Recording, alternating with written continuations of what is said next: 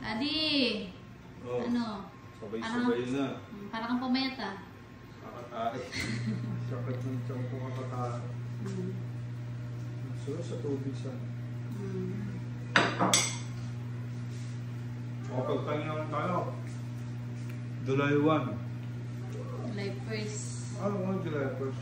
Continuous natin yung tinatulakin kahapon. Bala ko portrait ulit. Si ano naman. Si Iron Man. Tapos kanina may couple tattoo. Nag-walk-in. Kausap ko na yun. Tapos, bigay ko kay Jess, saka kay Buwan, mag-asawa sila. So, ayun. Our shop open 24/7. We do home service at Itsundo. Baka magkabanatuan tayo ng Sunday. Di ba lang? Dapat Saturday, kaso may schedule tayo Saturday.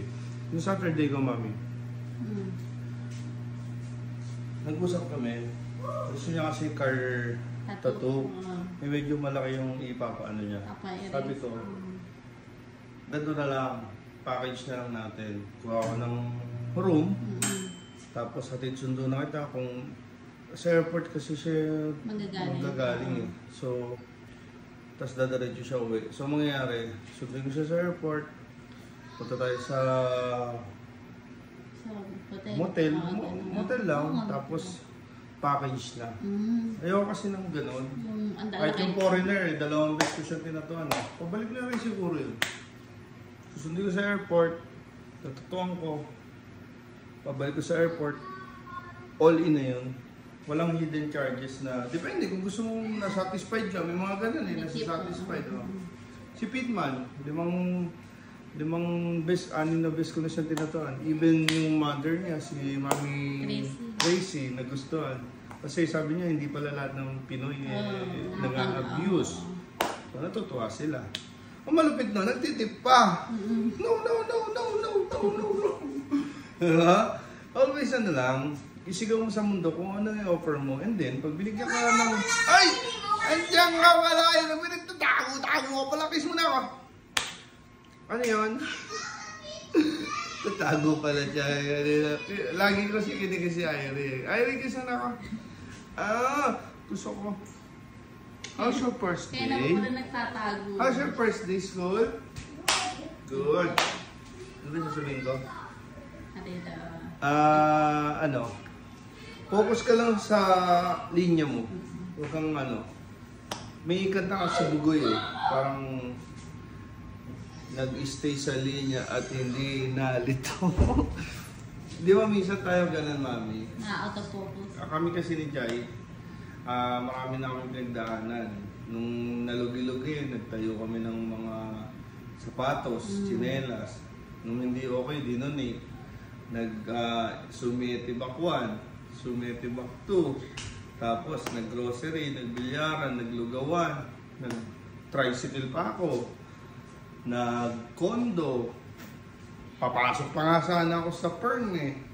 Kasi nga, pag matumal, shoutout sa mga dyan mami, yung commission base. Pag matumal, nag-iisip ka ng iba, napili mo wrong decision ka. Kaya ako seaman ako eh. Nagpatato ko dito lahat. Una, para hindi na ako magsiman. Tapos susukuan ko yung tattoo. Sinusukuan ko siya pagka alam ko matumal eh. Pero nung naka-recover tayo, nung nalugi tayo ng 2021, sabi ko, puta nga, 2021 o 2022. Sa tattoo lang. Kaya huwag kang mawala ng pag-asa. Pag matumal, mag-aral, mag-ensayo, magpahinga. Hanggat may ambol, tira ng tira. Diba? So yun, papunta ako sa shop ngayon. Mahaba-haba na. Di na ako nakakapag-live kumain eh. Kasi sa totoo lang, kulang na rin talaga yung oras. Kasi upload lang. Alam mo yung na-uploadan ko?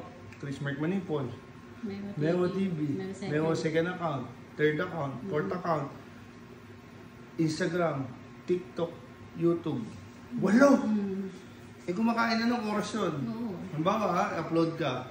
Siguro sa isang upload, aabot ng 5 minutes. Ilan na yun? Times mo sa 8. Di almost 40 minutes na rin. Kulang-kulang isang oras na rin. O sabihin natin 30 minutes. Inaantok ka na nun. Mawala na antok mo. Pero, hindi ko siya sinusukuan. Naniniwala ako sa not too early, not too late, always in a perfect time. God make way. Tapos, if you had a hard times, a bad if you're a hard worker, if you're a good man, a good people, you have a bad day, not a bad life. Kailangan mo lang sikapan kasi mami, one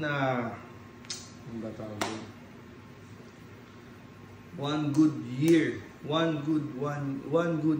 make you one ano ba tawag doon? Dami na eh. Good life. Isang pagkakataon lang, isang ano lang sa buhay mo na dumating. Ako natutuwa ako kanina eh. Yung pumasok yung mga anak ko. Pasok sila, naka-uniform, kumpleto lahat, school bus. Tapos laman ng bag niya, kumpleto lahat. Nagawa natin lahat sa last month. Okay. Alam ba dati, mami? Nung nag-aaral ako, pinag-aaral ako, lagi akong pinagagalitan ng teacher.